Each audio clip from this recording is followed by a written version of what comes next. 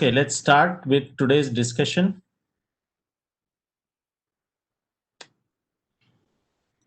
So we had discussed about mutual fund sector yesterday. Today we are going to continue with the same chapter and we'll start with some discussion about the insurance sector.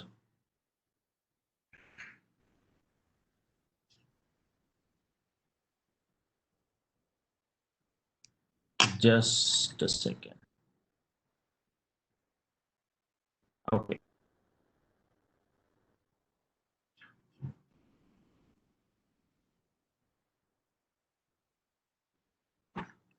Yeah.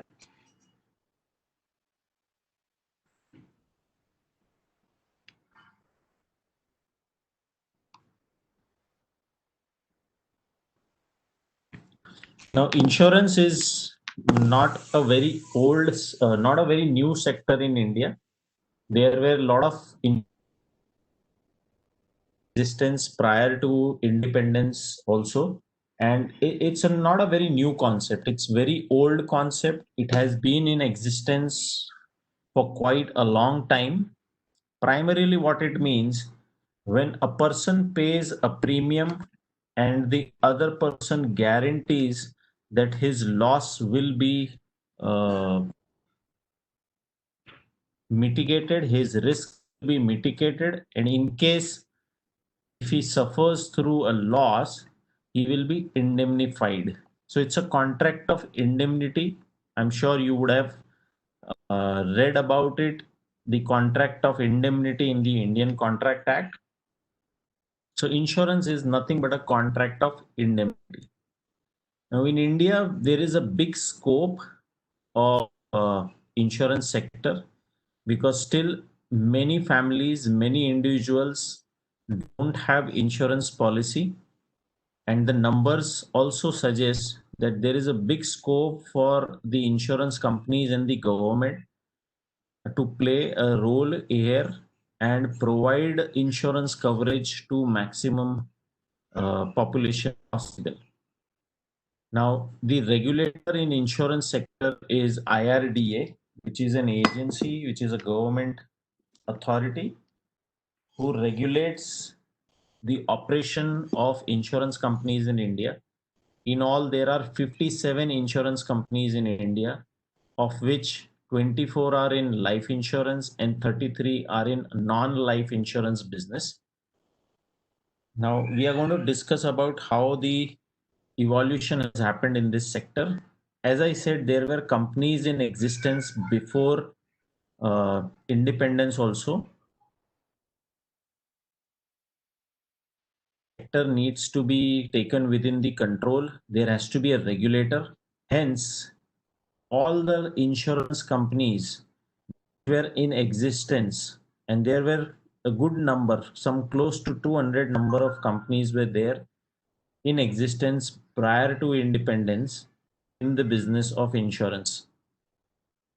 So in 1956, what government did, they nationalized all the insurance companies. They merged all the insurance companies which were existence and formed LIC in the year 1956. So Life Insurance Corporation of India. And all the non-life insurance companies were then nationalized in the year 1972, and General Insurance Company, General Insurance Corporation was created. The second phase of the development in the insurance sector is 93 to 99, where Malhotra Committee recommended up insurance to open the insurance sector for private players. And whenever the recommendation for opening of sector comes, it means there is a scope of growth and the competition has to be there in the sector, and that can be possible only when you allow multiple players to operate. And that's why Malhotra Committee recommended that let's open the sector to the private players also. Then IRDA, the regulator, was created by passing an act. LIC and GIC acts were passed by the Parliament in the year 1999, and making IRDA the statutory body for regulating the operations of insurance companies. So any person, be it an insurance company or be it a person who is into selling of insurance policy, has to take a IRDA. Without that, no one can have any kind of business in the insurance sector. Now, if we talk about the numbers in India, the the penetration of insurance.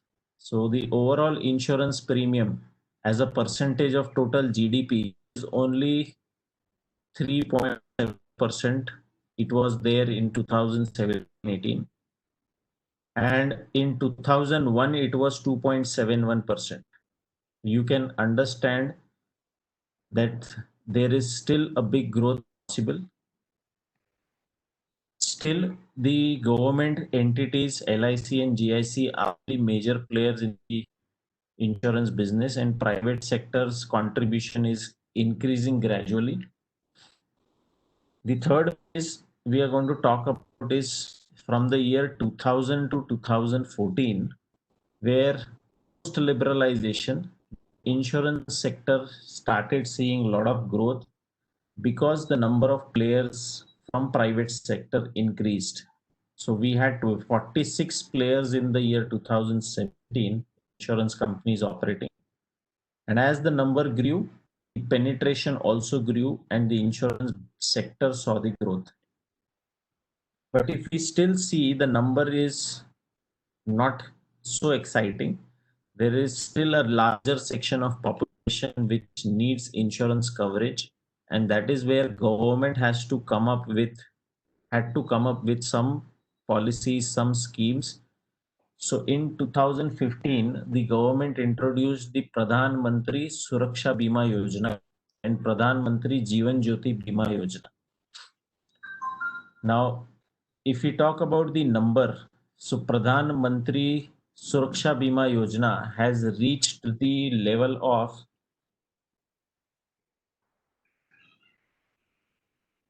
so here the premium collected is 144.7 billion.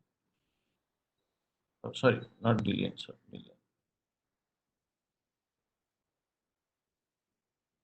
So after 2015, in next 4 years, the premium collected is 154.7 million, and number of farmers or number of families which got benefited is also a very huge number. You are now the host. Okay. Then the insurance policies were also introduced to protect the farmers in the rural areas. So government also launched Pradhan Mantri Fasal Bima Yojana. And in that scheme, almost 53 provided insurance coverage in that scheme till last year, till 1920. That was the number. 54 million farmers got benefited. Then government has introduced very recently Ayushman Bharat scheme, where the government has realized that the focus has to be there on the health. And in the recent speech on the Independence Day, there is also a proposal which is put across, created for every citizen in the country. Now, if we see, all this is indication towards strengthening this sector, strengthening the health facilities for the public population in India. And the government is taking necessary steps by coming up with the schemes like Ayushman Bharat. If we see the number, the growth which we have seen in the insurance companies, so over $6 billion were raised from public issues. Now the question will come, why the insurance company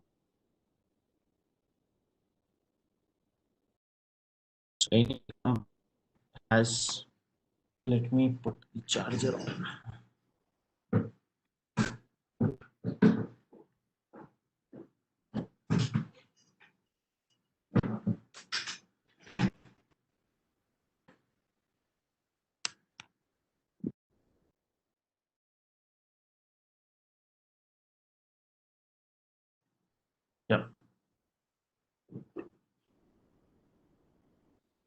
And likewise, government has been taking a lot of initiatives to give a boost to insurance sector. First is the opening up of economy by increasing the FDI limit.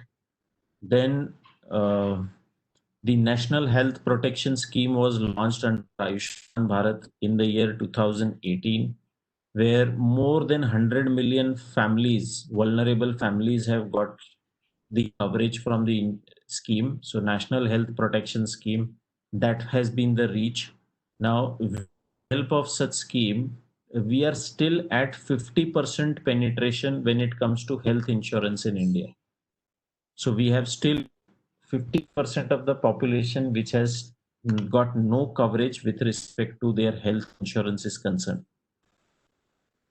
IRDA has been working towards redesigning the IPO guidelines for the insurance companies, and those companies which have invested in the insurance will also get an opportunity to take an exit once the IPO route is finalized for the insurance companies.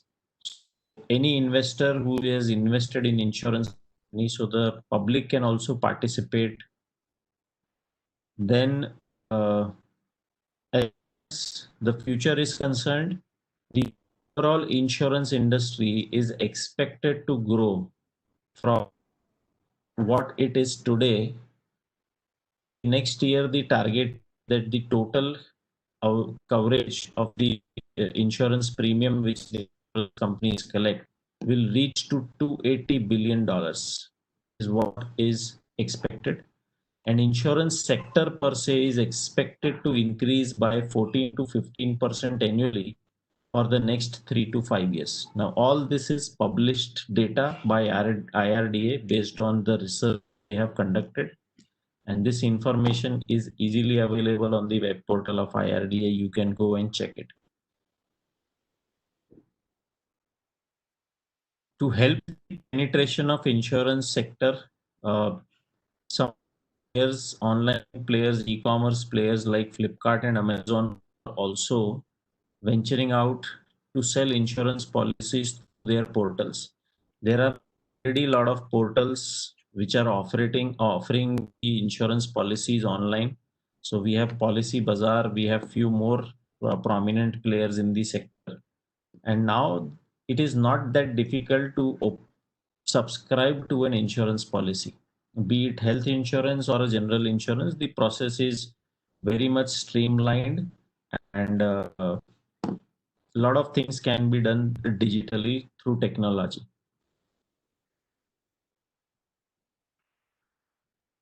Another upcoming area for the insurance sector is cybercrime. So cyber insurance policies again is an upcoming area. With the increase in cyber crimes, I think that one area where we'll see tremendous growth. Even though the cyber crimes or the fraud which happen, it's the responsibility of the bank. So if something happens to uh, your account, your credit card gets hacked and some fraud happens, if you report on a time to the bank, you will not have to bear the losses. It's the bank's responsibility to have necessary security features. Still, there is a lot of risks to those who use the digital form of doing transactions. I have personally faced, experienced 2, 3 incidences in my life very recently, and the number is the cybercrime is going to increase, and therefore the kind of work which has to happen in the technology at the technology front to provide necessary security features is also gaining a lot of importance. And for the companies to cover their risks, cyber insurance policies are also going to be taking a plunge ahead in the near future. Another upcoming area where, so insurance sector has gone through a phase of evolution, and there have been some innovative products which have been introduced. For example, there is a policy available for the directors. Any person who becomes a director on the board of a company, and being a director, he is exposed to legal risks. So to mitigate his risks as a director of any organization, he can subscribe to a directors and officers liability insurance policy. Bajaj Assurance was the first company to come up with such policies in India. It's a very popular phenomena across the globe, but in India it was introduced by Bajaj, and now every company offers that kind of policy, that kind of coverage. Then, as a professional, being a company secretary, chartered accountant, we certify a lot of documents, and in those documents, if there is a mistake, if there is some error, we have seen in NCLT there has been news. The PwC, the Deloitte, or chartered accountants who certified the balance sheets of few companies were also brought under the framework, and they were also being investigated and questioned about the certifications they had done. So for professional also, there is a professional indemnity insurance policies which the insurance companies have come up with, and the professionals can take up those insurance policies, subscribe those policies to mitigate their risks for such kind of situations.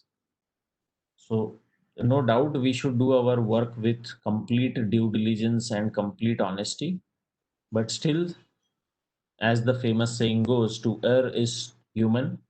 We make mistakes. Sometimes it's a genuine mistake, sometimes it's because of some of the data was not shared or produced before the certifying professional, and hence there was an error in the judgment. There can be various reasons. So if you have to avoid yourself from going through some hardship, such kind of policies can subscribe. So companies are coming up with innovative products. In the health sector, there have been innovative products. One of the important landmark in the insurance sector's growth has been the introduction of products which we call it as ULIP, which has the benefits of insurance policy as well as a benefit of an mutual fund.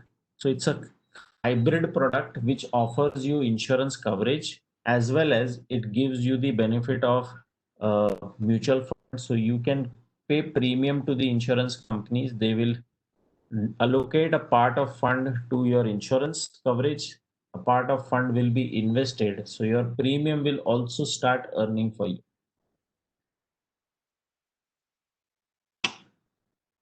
And there are people who promote these kind of products for insurance. Uh, so what I really want to emphasize that the industry has gone through changes and it's going to evolve further with the changing times. And so with the COVID situation also, you would have seen a lot of advertisements are now coming. The new policies are coming with coverage of COVID-19. So the industry is very fast in responding, and we are going to see these changes happening very frequently in the next few years. And that's because there is a big opportunity lies ahead for the companies. IFCI, we will rush through. It was the first developmental financial institution post independence, passed under the Act of Parliament in the year 1948. The objective was to provide necessary financial support to the industrial growth in the country, and IFCI has played a phenomenal role in supporting the industry's growth. If some of the subsidiary companies which has been promoted by IFCI include Stock Holding Corporation, National Stock Exchange, Tourism Industry, then LIC Home Finance. ICRA is again a credit rating agency. Now, what they have been offering support to the industry by coming up with some innovative products. And the products include loan, obviously, that's the primary product. They provide funding. That's what the institute's primary object is. For some bigger projects, they provide funding. Then corporate finance, again, an avenue where funding is provided to body corporates, companies, LLPs. Now, one very innovative product which they came up with was mezzanine product. Now, what is mezzanine product? It's a product which has a feature of fund loan as well as equity. So it's as good as a quasi equity transaction. Now, what is quasi equity? Anything which can be converted into equity. Now, typically, this kind of funding happens in the startups because in the startup, you don't have a valuation and you don't have a collateral to offer. You have just started breathing. And in the market, no one is willing to fund you because you are not yet established player in the market. And because you cannot offer any security to any lender, the banks will be kind of hesitant to provide loans. In some cases, mezzanine product becomes very handy where companies give loan and they also take stake in the equity capital of the company. And this kind of product helps the initial startups which has a lot of potential but they don't have securities to offer. People invest in these products in such form also, in the quasi equity form also.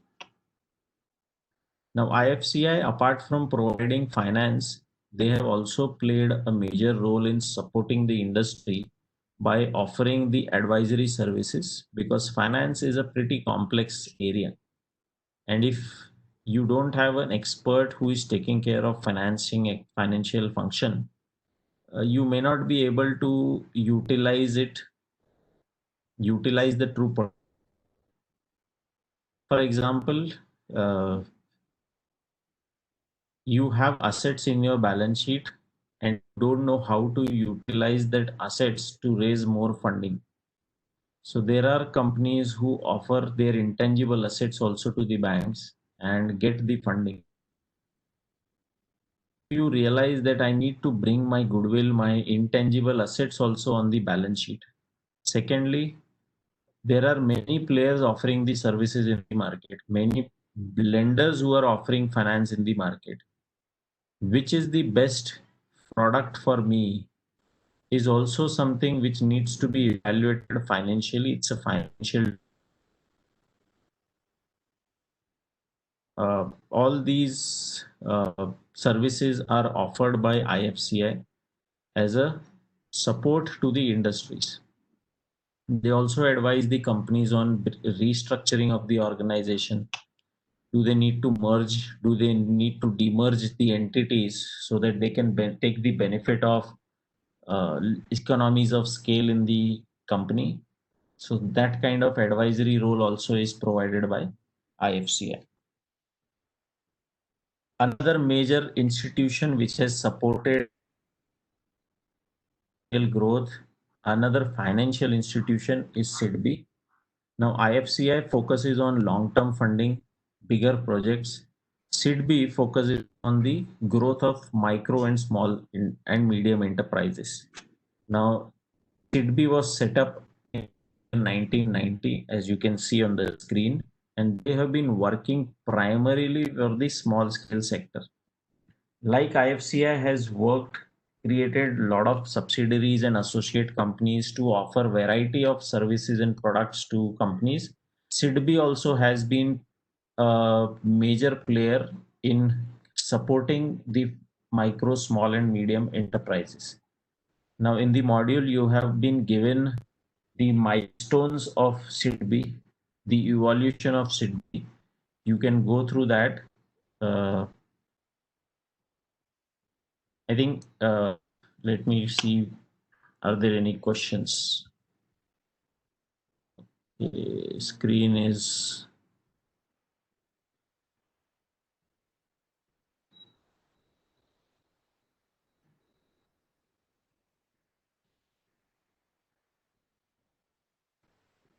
okay. Let's restrict our queries to the topic. Other admin related queries, I may not be the right person to answer. All these PPTs are there in the drive link. These videos are already uploaded on the YouTube. You check the ICCI students channel.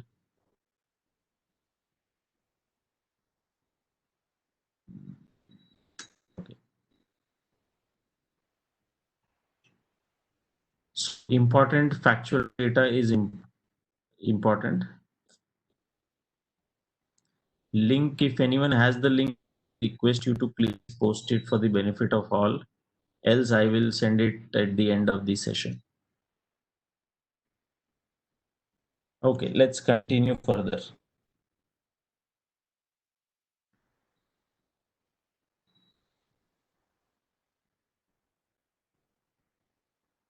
Okay.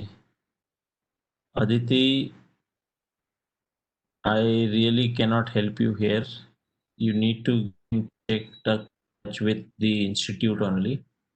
I am not the right person to help you here. Thank you, Ria, for sharing the link. I will post it again for the benefit of all. Now, another kind of financial intermediary which operates in the industry are non-banking financial companies, and there are different types of. So mezzanine product is a product which has the benefit of debt as well as equity. So it's a quasi equity product. ULIP is a unit linked insurance plan is the full form. Unit means mutual fund units or investments. It's a insurance product which has the benefit of mutual fund and investment also. It's not an insurance product per se. It's a hybrid product which has insurance benefits as well as. I'm not audible. I think it's working fine from my end. Maybe there will be network issues, some of you. So please check the internet.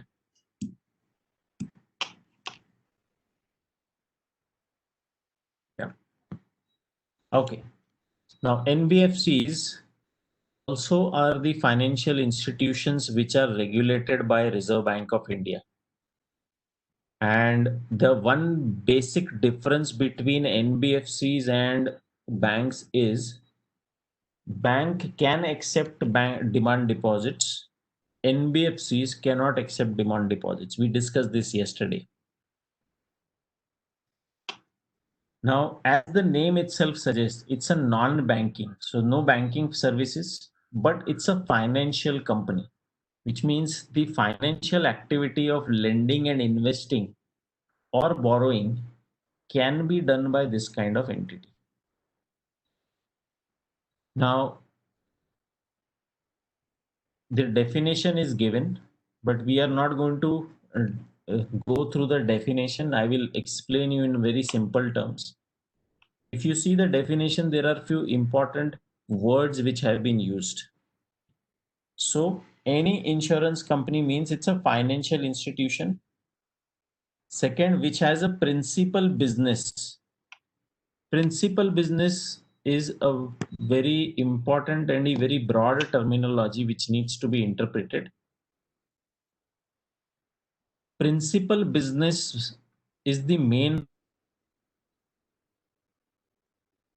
Now, there is a company which has been registered with the object of providing the services of information technology. But the company has not started any business in the line of IT or software services. Rather, they have provided loans to another entities in the meantime. So whatever money was raised was invested in another companies which were IT companies. can we say the company is in the principal business of IT and IT enabled services? The answer is no, because even though the memorandum of association says they are registered as a IT company, the principal business in which they are engaged in is providing loans. Now, for this, how to identify the company's principal business is financial activity or not? RBI has come out with a test which they call it as 50-50 test. Now, what is a 50-50 test?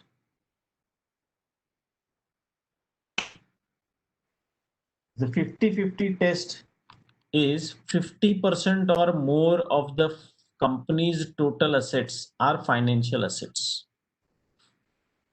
So if the total assets of the company, more than 50% are comprising of financial assets, is a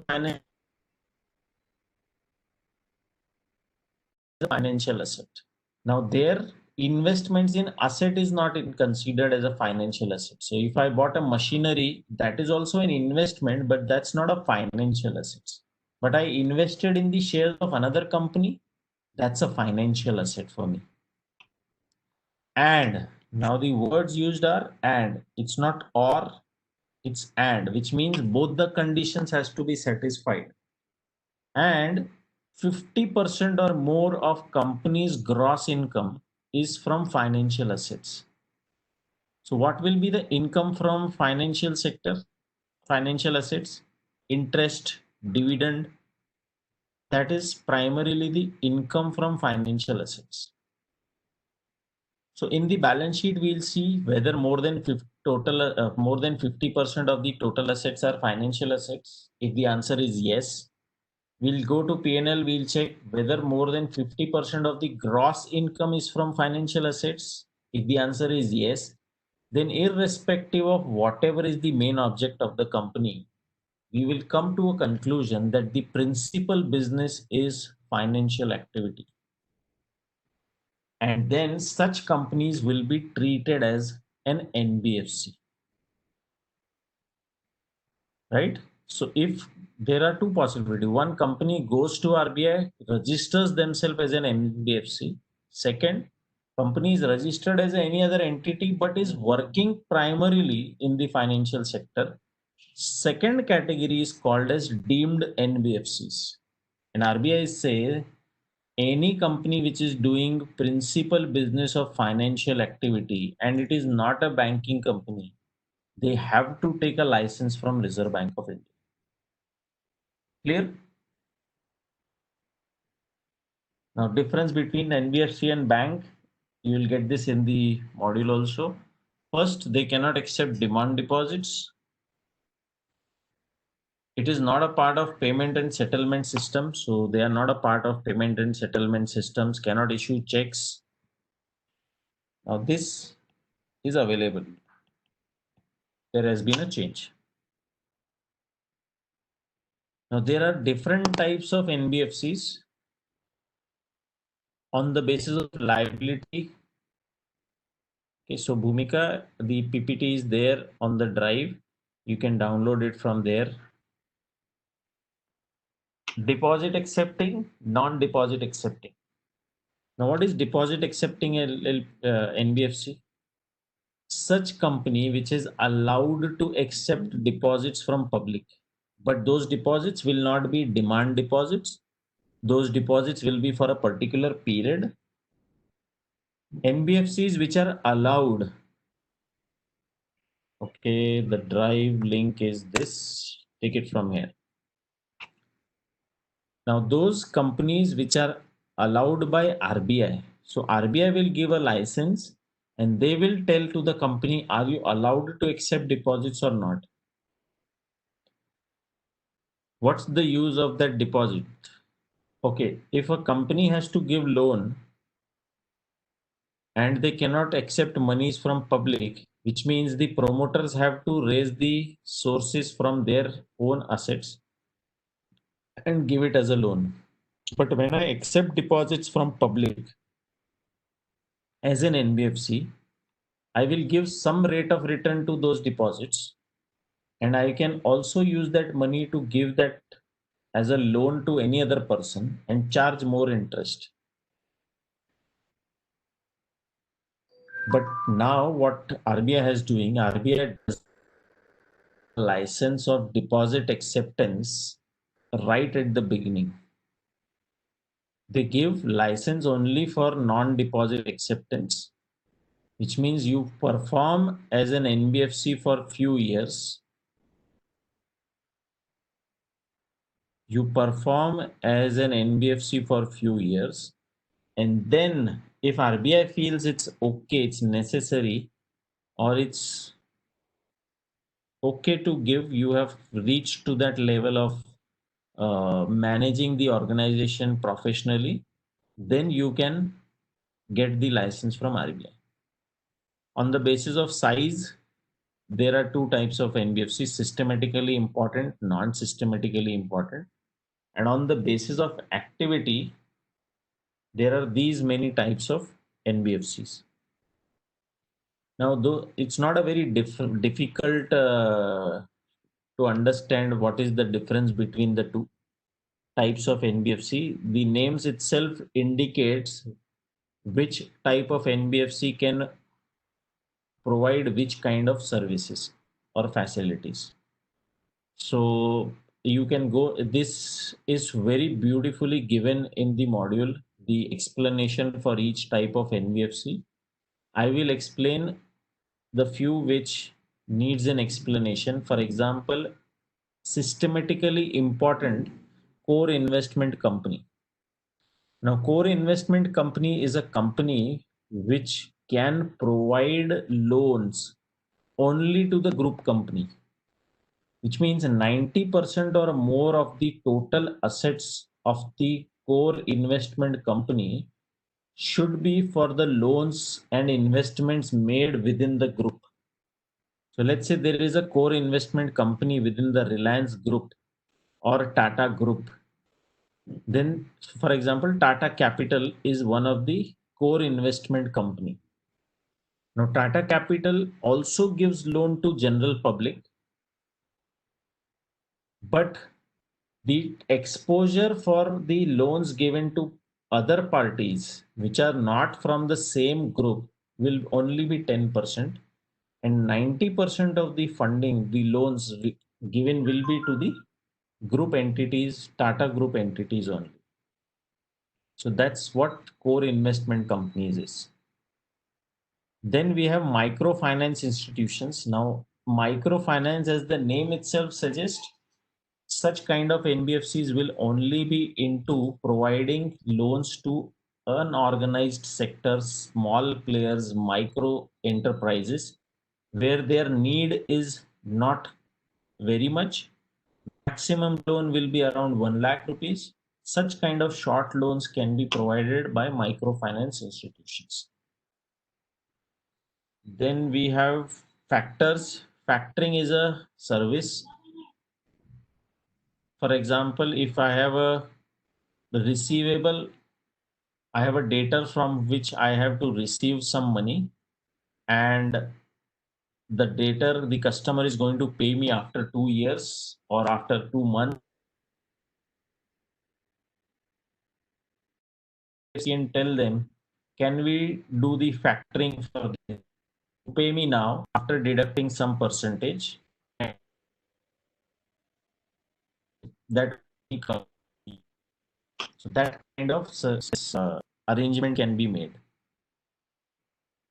Okay, then types of shares, I think this we will skip. It's very easy. All of you would have studied this a number of times.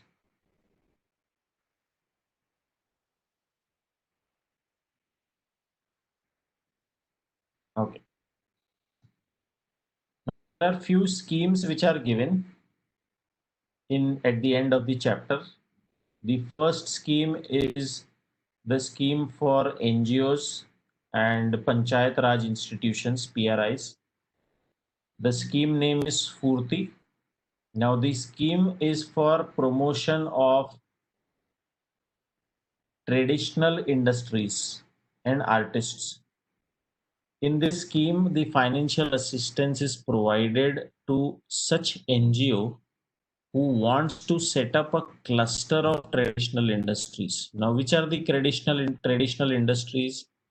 So, khadi, handicraft, then any industry where you don't need too much of machines, but the handwork is what comes under traditional industries. Recently, government has launched a scheme for a Spurti scheme for the agar. Now there is a institution called KVIC, again a government institution, which kind of drives this scheme. So if you go on the website of KVIC, you will see under Spurti scheme, the benefit is provided to lot of small NGOs who want to work in the promotion of traditional industries.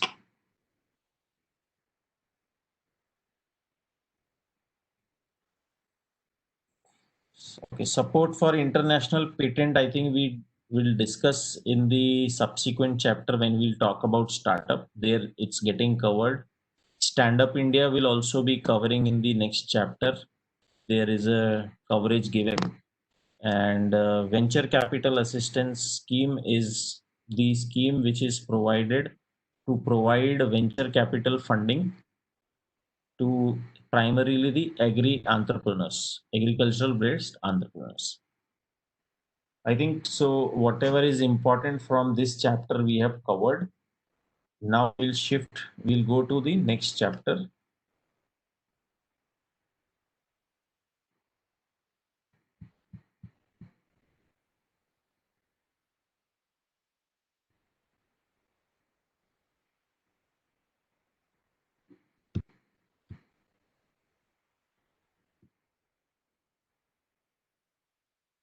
which is the Indian economy.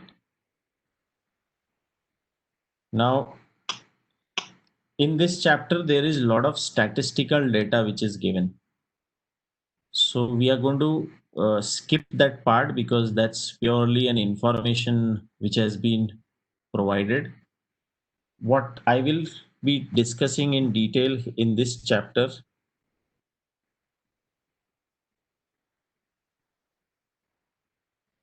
is the industrial policies. The first part talks about the three sectors in India: agricultural, manufacturing, and tertiary sector. So important data has to be studied, and distinction I need to check. Otherwise, you can refer my PPT, which is there on the link, Mayuri. You can take it from there. Now, in the first part of the chapter, we have been provided the 5-year plans of the summary of 5-year plans which were introduced by the government from time to time. I have created a summary of that, and it's there. The chapter summary is there in the drive link. For the secondary sector, what are the initiatives which government took? I have summarized it. For the tertiary sector also, I have summarized it. What are the different initiatives? And this on one sheet of paper, I have also kind of tried to summarize the 5-year plans. Now, 5-year plans, I expect at least one question is going to come. And the question can be, for example, Garibi Hatao was the mission of which 5-year plan? Or Gargil Yojana was under which 5-year plan? So that is something that this kind of question can come. Or there were few instances when the there were no 5-year plans, there were plan holidays. For example, during the war time, 1966 to 69, no annual 5-year plan was there. Then after 1990, 1991 and 91, 92, we were going through a very volatile political situation, uh, economic crisis. That is when 1991 industrial policy was introduced. Economy was opened up. That was what happened around that time. So important facts like these have to be captured and remembered.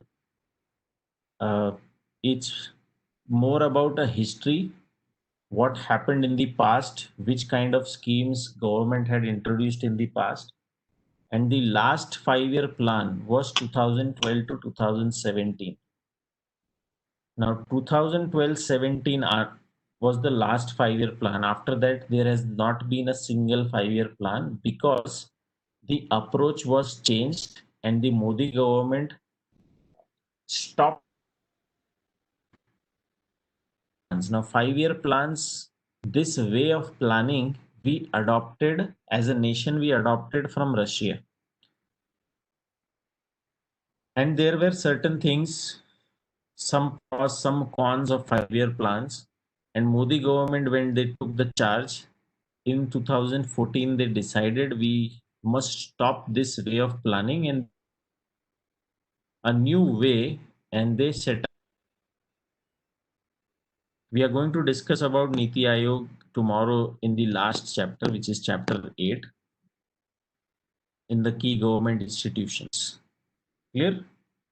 So you can refer this material where I have tried to create a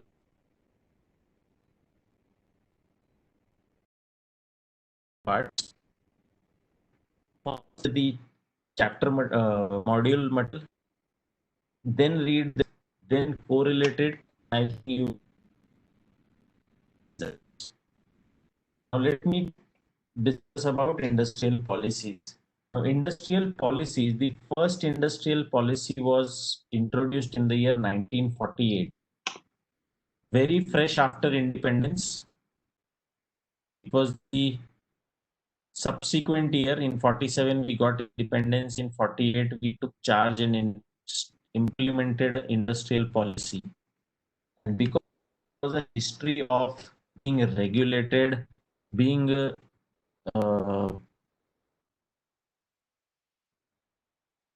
controlled, ruled by another country, we were very, very conservative in our approach. Therefore, the focus was on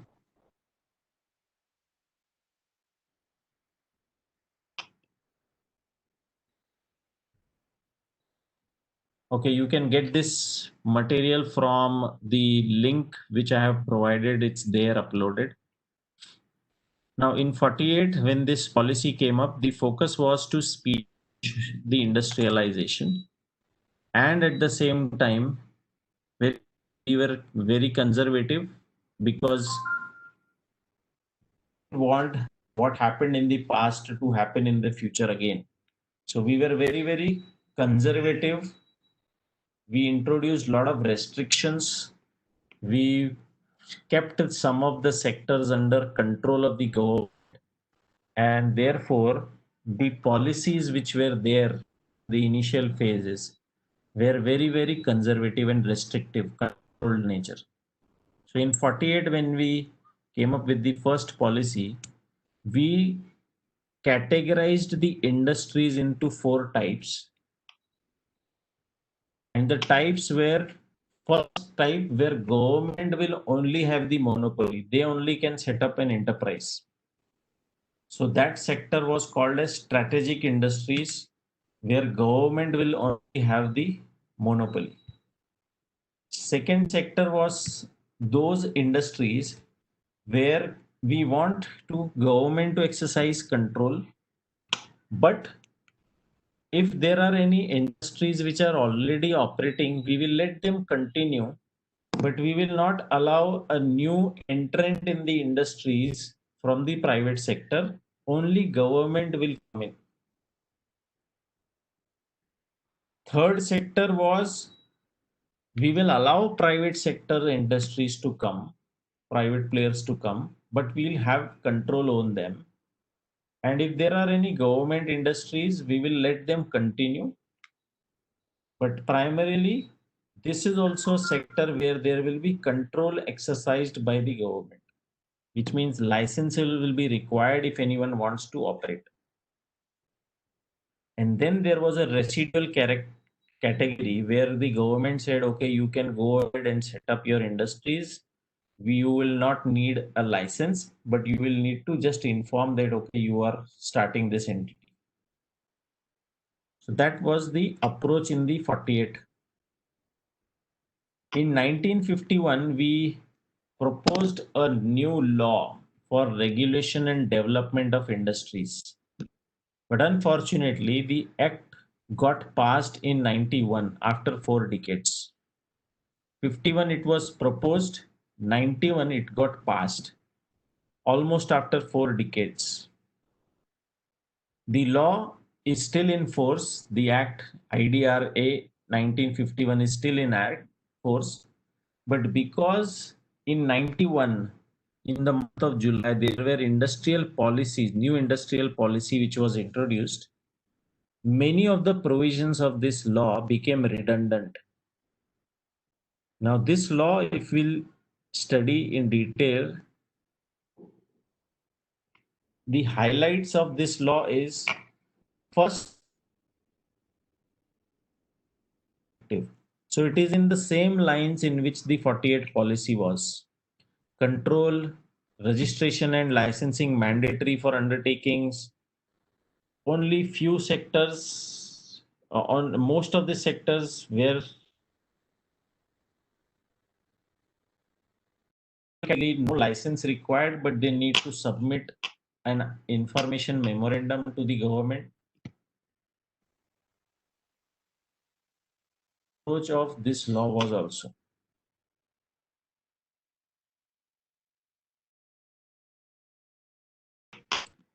Yes. Next, after the IDRA 51, which was not passed, in new industrial policy was introduced in the year 1956. Now, in when this 1956 policy was introduced, we were not that amateur. We had survived 8, 9 years of independence. We had seen how the industries are growing, and accordingly, some tweaks were made in the industrial policies, which included focusing on the heavy industries, increasing the industrialization, then focus on the facilities and infrastructural setup required for the industries to grow, promotion of competition in the industries, and prevention of monopolies and abundance or dominance to be created, and expansion of growth. Public sector again was of the industrial policy of 56. The most important policy of the government, industrial policy, which brought a revolution, was 1991 industrial policy, which was presented in by the then finance minister Manmohan Singh, and he started his speech by making a statement, and the statement was, no one can stop the idea whose time has come. So no power in the world can stop the idea from coming into action whose time has already come. And that's what he meant by opening up the economy for foreign investment, opening up of sectors for private players, abolition of license raj, abolition of control regime, and opening up and liberalizing the economy. So the objective of the policy was to raise efficiency and accelerate economic growth. And the thing is, this policy was introduced when we bad crisis, and we had foreign exchange reserves with us 2 days. And in that time, taking the benefit of the crisis and finding an opportunity in that, this policy was introduced, which became a revolutionary policy for the government and for the nation. What were the main features of this policy? First, strengthening of private sector, which helped in promotion of competition. And for achieving that, government abolished the licensing system. And only few sectors where government is required to have monopoly were only kept under the government regime. Rest all the sectors were opened and private players were allowed to create their enterprises. Second step they took was dismantling of control. So as I said, abolition of license raj, dismantling of control regime, opening of the economy, let the competition happen, let the people have the opportunity to choose and let the growth happen in the balanced way throughout the nation rather than happening it in few set pockets of the country. So again, the step was taken to shift big industries from cities to rural areas so that we can see balanced growth all across the demography of the country. Limiting the role of public sector and liberalizing the foreign investment by opening up economy up to 50% with automatic approval. So foreign investment was allowed up to 50% with automatic approval, no approval required. And this again was supported by allowing the companies to import technology and pay the royalties. There was a cap which was kept that how much a company can pay as a royalty, but economy was opened, the technology collaboration agreements were allowed, automatic approval was given for brand assignment agreements. So the first step towards allowing foreigners to come to India was taken in the year 1991. Till that, what phase we went through was called a license Raj system, where licenses were required. It was also the policy where some of the sectors were identified and kept aside for small scale sector, because it was also realized that as much as we need large scale industries, we also need small scale industries, and both will have to work in tandem if the nation. So that was again an important step taken in the 91 policy.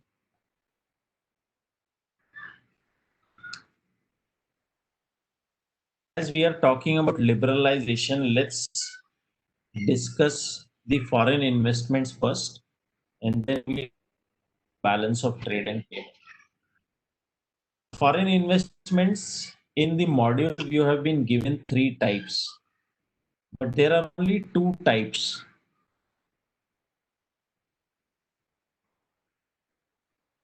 One, foreign direct investment, and second, portfolio investment. There is no third type as such. But in the module, what has been given is foreign institutional investment as a third type. Now, foreign institutional investment is nothing but a part of portfolio investment. It is a subcategory.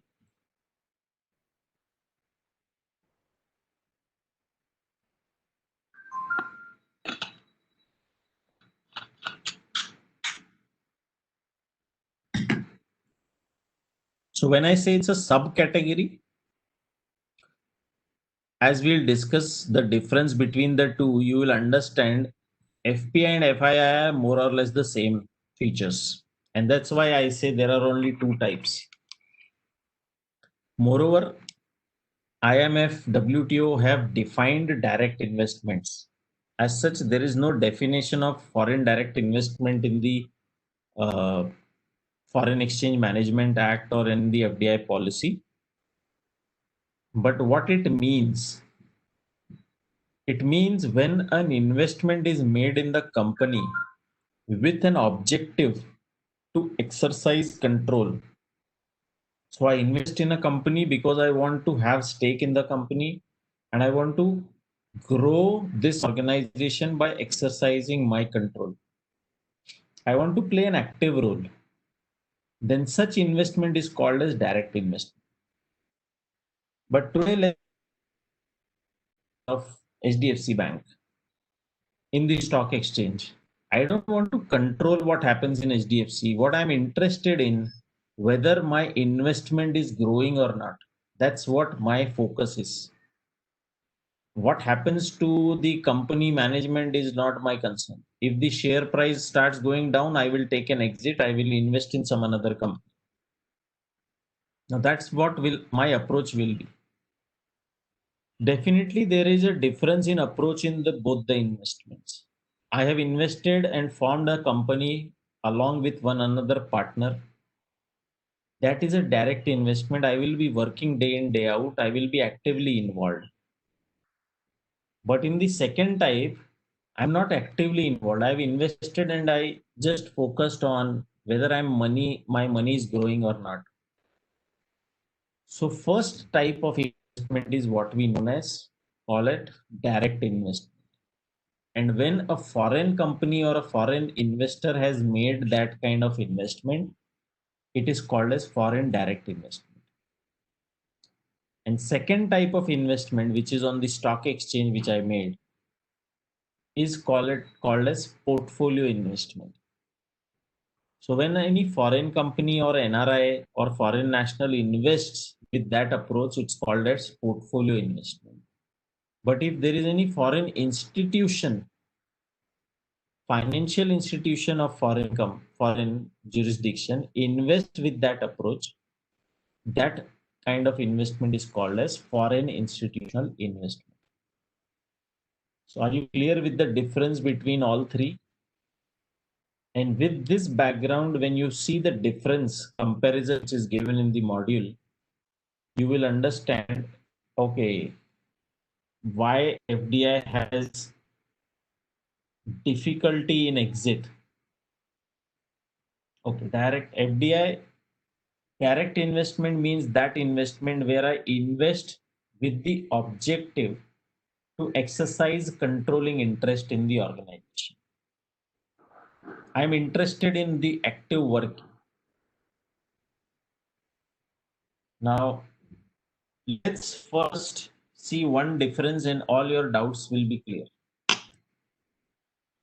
When I say FDI, the objective is to exercise control, which means I will invest not for short term, I will invest for long term. When a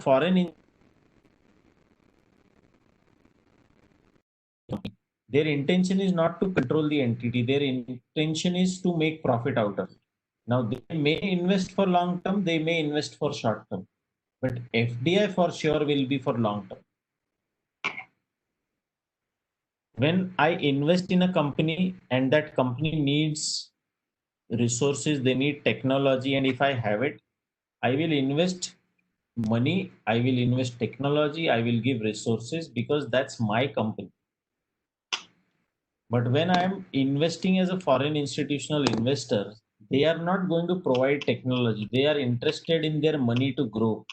That's purely a financial transaction for them. So they will provide only funds. In the national income cap accounting chapter, we saw any transactions which happens in the stock exchange for purchase or sale of old shares does not contribute in the calculation of national income. They are excluded from the calculation of national income. Hence, even if foreign institutional investor invest on the stock exchange, they buy the shares of a company and then they sell it. It's not getting contributed in the economic growth because it's not a part of national output. But when someone invests directly in the company, it's a capital which is received, which will be deployed for purchasing an asset, maybe creation of a manufacturing plant. Then in that case, it's a investment which has contributed in the national output. Hence, it will lead to economic growth. Hence, one of the consequence of FDI is increase in GDP, but in FII, it will only increase the capitalization in the market. The volume of transaction in the market will increase. That's it. Target is specific company in FDI, no specific target in FII. It flows in the stock exchange. If one company is not performing well, I will take an exit, invest in someone else. And the last is most important. In FDI, do I have control over the target company? Yes. That's what the objective is. In FII, there is no intention to control. Is it clear now? The difference?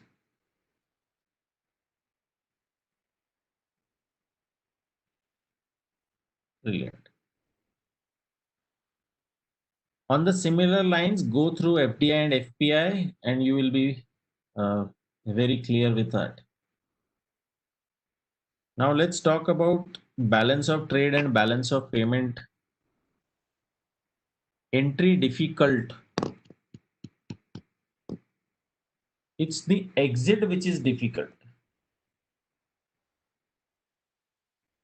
And entry difficult because there are compliances, there are reporting. I need to check whether in that sector investment is allowed, not allowed. Therefore, entry and exit is difficult. Exit is difficult because it's a primarily into an unlisted company. It's not on a stock exchange. If it is a listed company, then exit is easy. But if it is an unlisted company, which primarily is what we talk about, any investment in listed company which is more than 10% gets counted as FDI.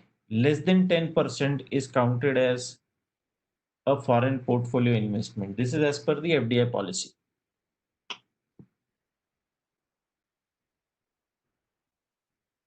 Now let's talk about balance of trade and payment very quickly. It is a statistical data which government gathers to understand their net export position, which means whether government is export the country's foreign exchange income is more or foreign exchange outflow is more. So when it is done only for export and import transaction, export of goods, import of goods and services, we call that calculation as balance of trade. So balance of trade will assess the transactions of export and import of goods and services and not any other transaction. So if exports are more, we will have surplus. If imports are more, we will have deficit. In case of balance of payment, we take into account balance of trade as well as we take into account the capital and financial nature transaction.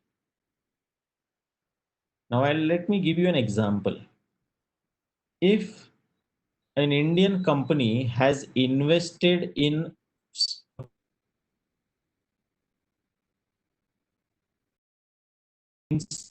one person has invested 1 rupee, it's an outflow, but it in creation of an asset. So tomorrow that 1 rupee will come back also. So impact the financial reserves, foreign exchange reserves? The answer is no. We are going to receive it back. But after 1 year, the value of that 1 lakh has become only 50,000. The business did not flourish, rather, there were losses. And now, if we wind up that business in Singapore and come back, we'll get only 50,000.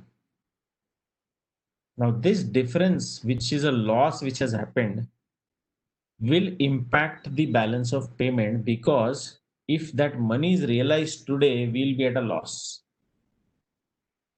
At the same time, if the value of such investment has increased and has become 1,50,000 rather big,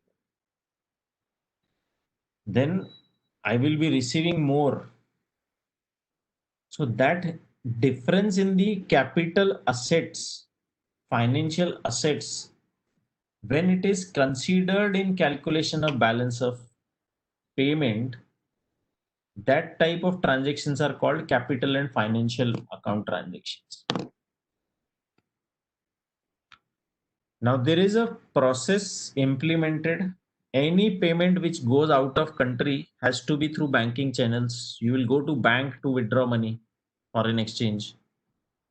So bank becomes a source of information for the companies, for the government, and banks on a monthly basis provide this data to RBI.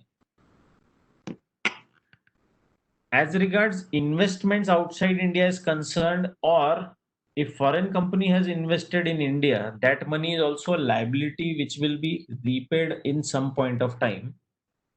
So that also has to be taken into account. Now that data is by asking the companies to file their annual return. And that annual return is called as annual return of assets and foreign liabilities. And taking all this data to find out, are we in surplus or are we in deficit?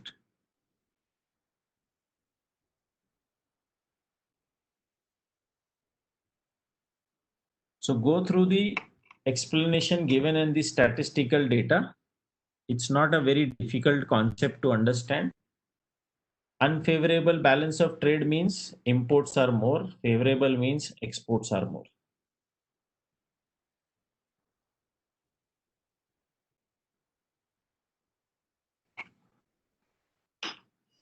Now let's talk about, let's quickly jump on to, okay, weightage.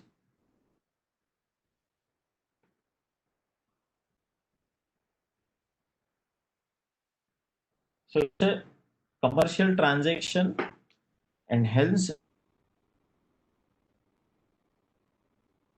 generating revenue. So tax revenue can go to, if you want link again, link again. Now the next chapter, today let's talk about the startup scheme. Startup India will explain today. Start tomorrow. We have 10 minutes more to conclude today. Chapters weightage. See, it's the first time an exam will be happening in this new curriculum. So it's very difficult for anyone to give a weightage. I would say first 4 chapters from my point of view are important, but again, it will be not right on my part to give weightage to any particular chapter. The only advice is don't leave anything in option and cover the entire curriculum. That's it. As you said, buying of shares on stock exchange is not considered in calculation of national income, then why there are taxes imposed? So it's not a part of national income because it does not result in any national output, but it's a platform which has been created for people to facilitate transactions, and therefore because the platform is provided, the government charges revenue taxes on the transactions which get executed on that platform. Okay, the startup scheme. This chapter is for the steps government has taken to promote entrepreneurship. And if this country has to, if this country has to go through a transformation, it will happen when more and more job creators will be there rather than job seekers. So we need both. It's not that job seeking is bad, but what government is trying to promote is creation of jobs and promoting entrepreneurship. So startup scheme was a step in that direction where the promotion is given to start new enterprises, become an entrepreneur. A gift or award from foreign is taxable. So it's very question because which are the parties involved? Are they relatives? Are they having a blood relation? All these things will come into play. Moreover, it's not relevant from the subject's point of view. So let's refrain from discussing such type of questions. You can post these questions to me, reply you there. Now, startup scheme is a step by the government to promote entrepreneurship. What is a startup? Any new entity. So there are three types of entities which can get a recognition as a startup: partnership firm, limited liability partnership, and companies, private limited companies, not public limited companies. Second, if I create an organization for next 10 years, I can be called as a startup. So if I'm more than 10 years old, I'm not a startup anymore. Third, any entity which has raised reached the turnover level of 100 crores or plus ceases to exist as a startup. So in the first year only, if they do the turnover of 100 crores, it will not be treated as startup henceforth. Now, for any entity to take the benefit under this scheme, have to first apply for the registration with the government. So there is a portal startupindia.gov.in where it's a very user friendly process. You don't need any expert to come. Any entrepreneur can on their own go and apply for startup registration. It's completely online, and the startup and the help desk team is also very supportive. So if there are any questions, you can always reach out to them and they will help you, guide you to complete the process. And what are the benefits? First is, once you are recognized as a startup by the government, you get rebate in the cost for applying for intellectual property rights registration. So 80% rebate in the patent process, 50% rebate in the trademark registration, 50% in the copyrights. So that's one of the benefit. Plus, all the applications by startup for IPR registration are processed in the fast track manner. So that's one benefit. Second, if you have got a startup registration and you have also got registration from the interministerial board, so there are registration is two phased. One, you get recognized as a startup. Second, if you want to take income tax benefit, IPR is intellectual property right.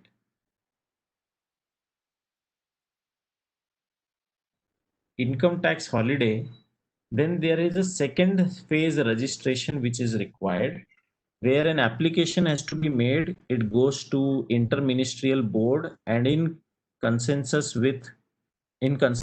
with CBDT, Central Board of Direct Taxes, the applications are considered and the decision is taken whether to give income tax holiday to an entity or not.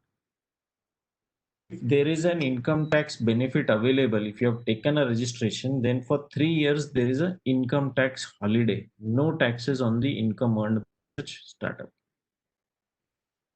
Third, there are many government tenders wherein startups are the eligible category to apply for. So that again becomes an opportunity. And most importantly, there is a beautiful network of startups which is there on the startup portal. There are stakeholders like venture capital investors, angel investors also on the platform. And you can use that platform for networking, for taking the benefits of the facilities which government is providing. Time to time, they come up with a new scheme, new program, new competition. Like in COVID situation, there was a new competition which was introduced. Then partnering with some bank, a financial assistance scheme is offered to startups. So it's a very beautiful portal. You should visit the Startup India portal. It's a very beautifully designed, created portal. Very informative and a very beautiful step taken in the right direction to promote entrepreneurship in India. So that's all about Startup India. I think, yes. So in case you have any questions, we can discuss it.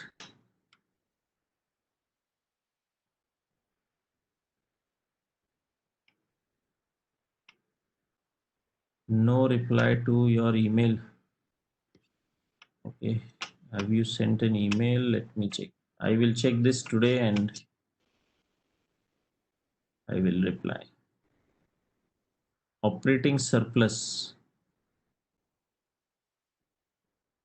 Start. Where is my email address I have given? I will give it again.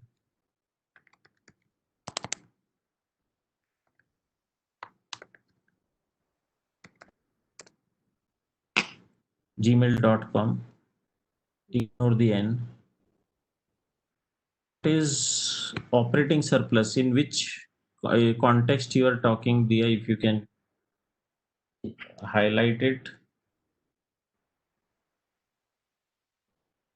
In which context I will be able to answer it. Byju's will be considered startup or not? I think they have gone beyond the turnover of 100 crores, so they may not be. Okay.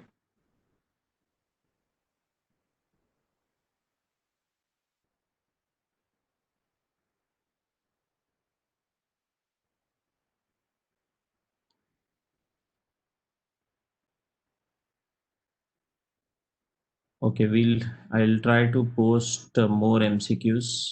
So we'll need some to create it.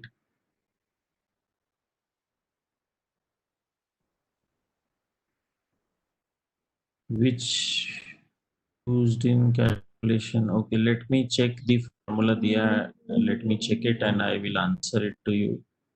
Maybe in the doubt clearing session, we'll take it first.